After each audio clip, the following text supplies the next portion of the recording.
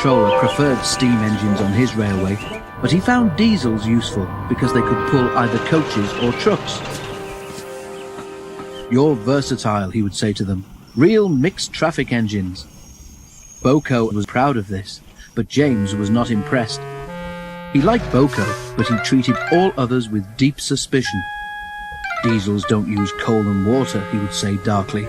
"How can you trust an engine who isn't normal in his habits?" Visiting diesels sometimes boasted about how special they were. Usually Boko had to spend the next day smoothing ruffled feelings. One day, a particularly haughty diesel came from the other railway.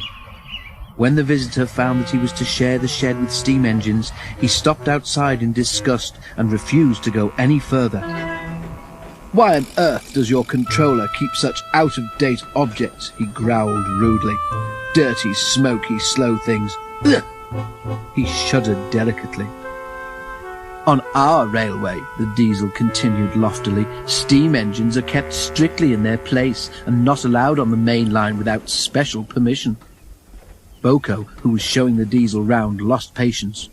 "Stay outside then if you're so proud about it," he said crossly. "I'm going to join my friends." "I hope it's cold tonight and he can't start in the morning," snorted James. "At least someone might want to preserve us. Who'd need him, old stuck-up?" The engines were glad when morning came.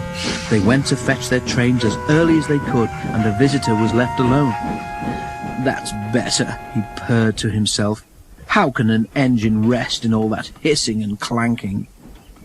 The cleaning equipment and fuel supply were in the part of the shed which Boko shared. Old Stuck-Up was so full of self-importance that he'd forgotten he would need cleaning and refueling before he went home. It was getting late when he remembered. "If I go in now while the shed is empty," he said to himself, "no one will know I've been." He scuttled forward quickly. Too quickly. The rails where Boko had stood were oily, and when he tried to stop, he couldn't.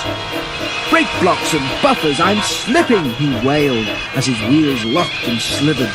He shut his eyes as, with a despairing whoop of horror, he crashed into the wall at the end of the shed. The diesel was not badly damaged, but a dreadful draught came through the hole in the wall. When the other engines came home, they heard the story from Douglas, who had cleared up the mess.